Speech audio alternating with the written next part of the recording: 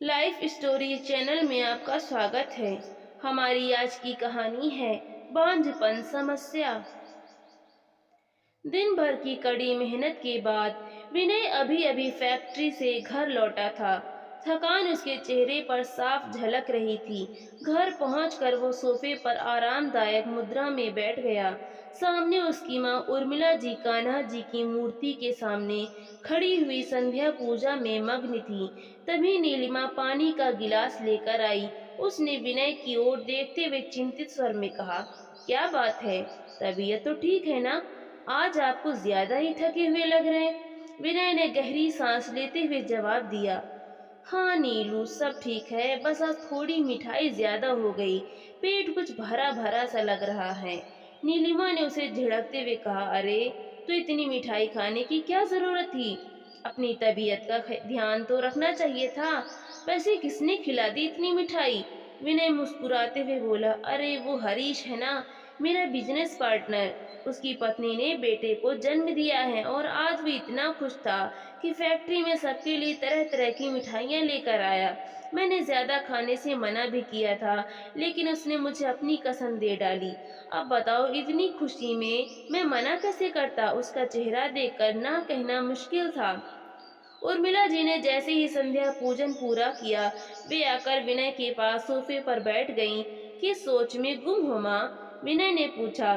तो एक गहरी सांस भरते हुए उर्मिला जी ने कहा, न जाने भगवान तुझे कब संतान देगा।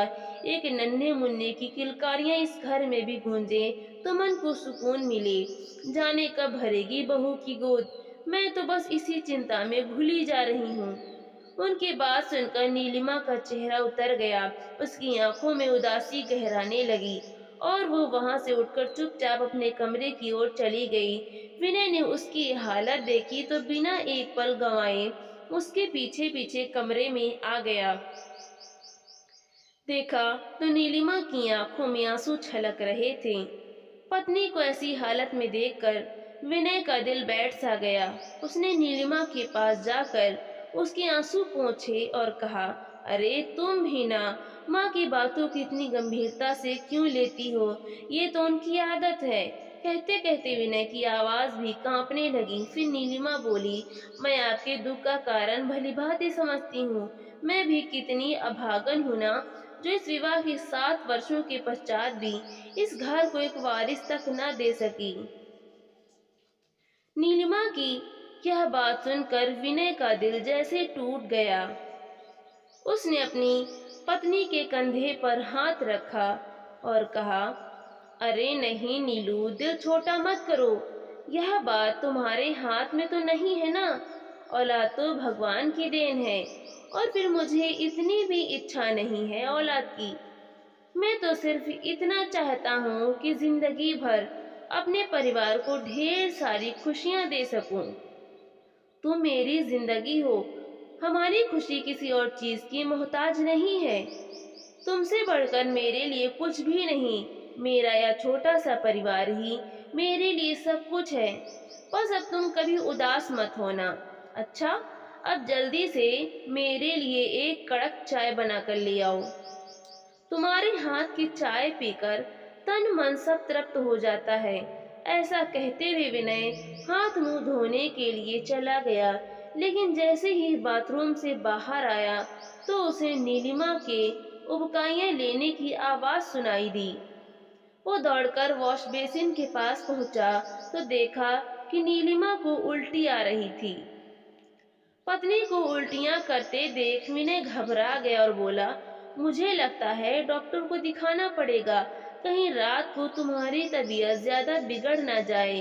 लेकिन उर्मिला जी, जो रसोई घर से उसे उल्टियां करते देख रही थी, उनके चेहरे पर एक अलग ही चमक आ गई।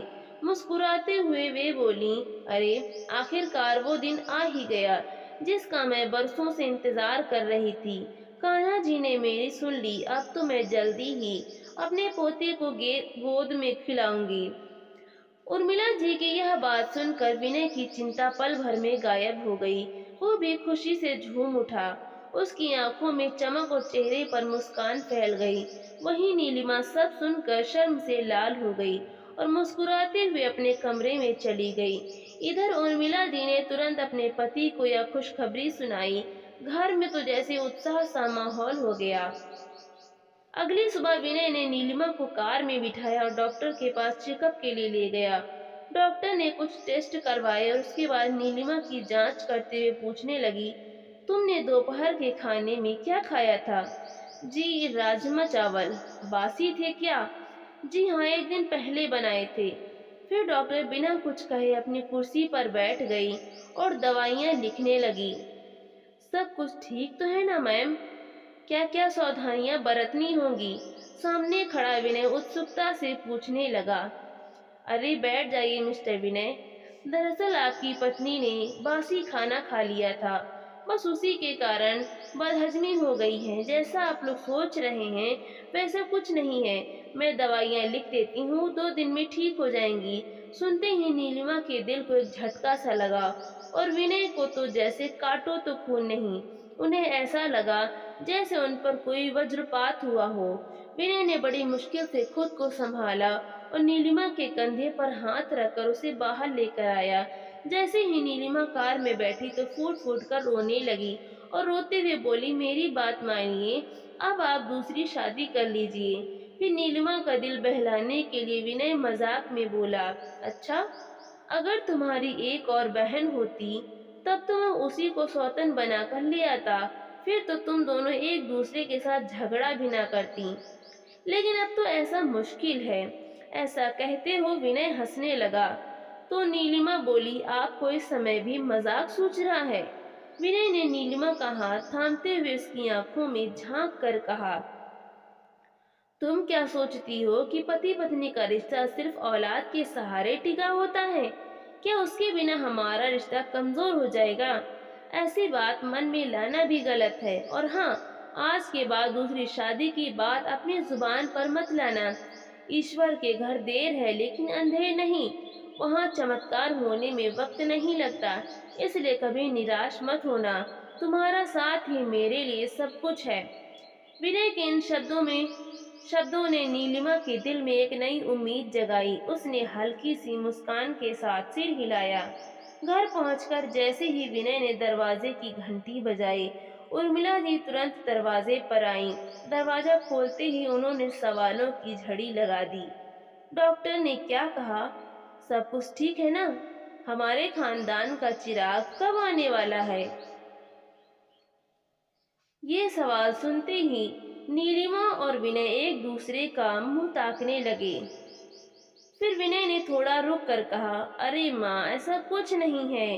डॉक्टर ने बताया कि बासी खाना खाने से बदहजमी हो गई थी, जिस वजह से नीलिमा को उल्टियाँ हो रही थीं।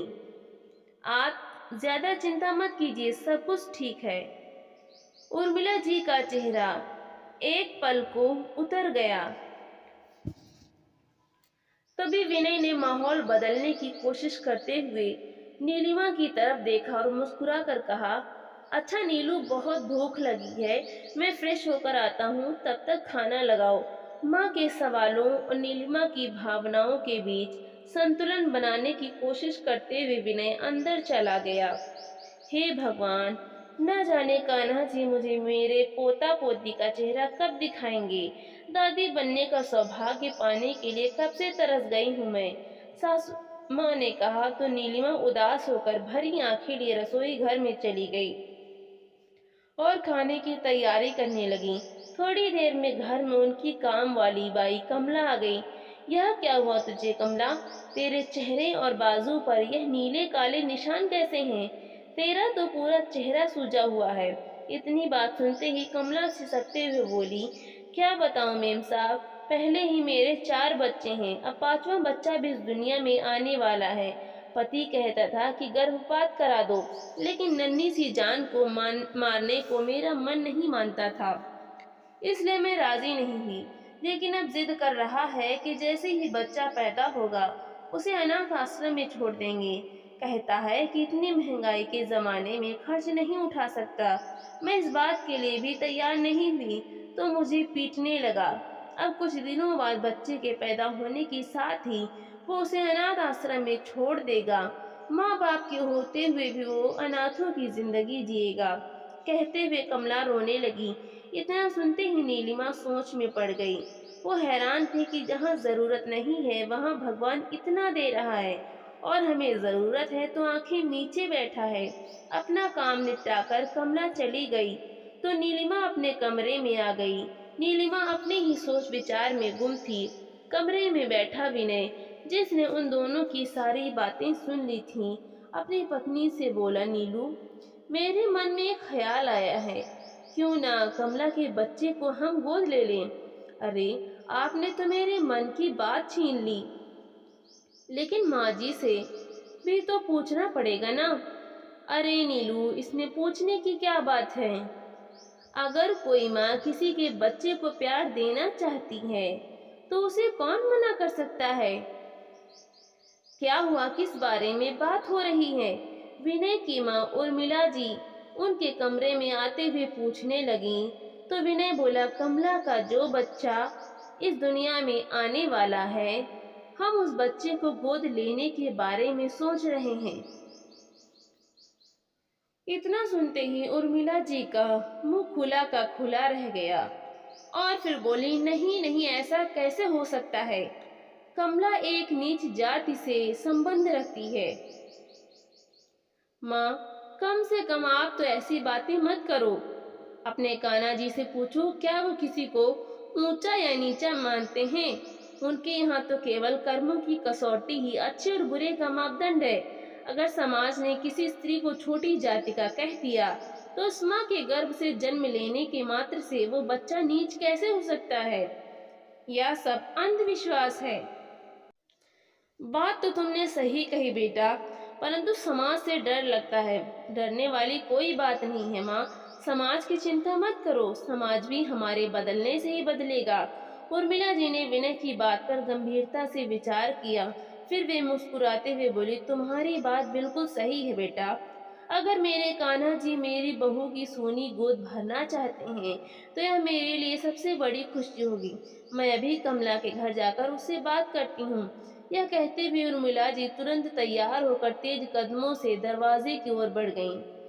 उनके दिल में एक नई सोच और नई उम्मीद का दीप जल चुका था। उर्मिला जी जब कमला के घर पहुंची और उसे विनय और नीलिमा की ओर से उसके बच्चे को गोद लेने की इच्छा जताई तो कमला की आंखों में आंसू छलक आए। वो आश्चर्य और खुशी से भरी हुई बोली, माता जी, यह तो मेरा सौभाग्य है जो आप जैसे भले लोग मेरे बच्चे को अपनाने को तैयार हैं। मेरे बच्चे का भविष्य अब सुनहरा होगा। मैं जानती हूँ आप लोग उसे हर खुशी देंगे जो मैं कभी नहीं दे पाती। करीब 15 दिनों के बाद नीलिमा की गोद में एक नन्हा मुन्ना खेल रहा था। मुन्ने को प्यार और दुलार देती हुई नीलिमा का चेहरा खुशी से चमक रहा था, और माँ बेटे को एक साथ देखकर तो उर्मिला जी उन दोनों की बलाएं ही लेती जा रही थीं। तो दोस्तों, आपको ये कहानी कैसी लगी, लाइक करें, शेयर करें और कमेंट करके हमें ज़रूर बताएं, और चैनल को सब्सक्राइब करना बिल्कुल भी ना भूलें। तो मिलते हैं हम अगली नई कहानी के साथ। बहुत बहुत धन्यवाद।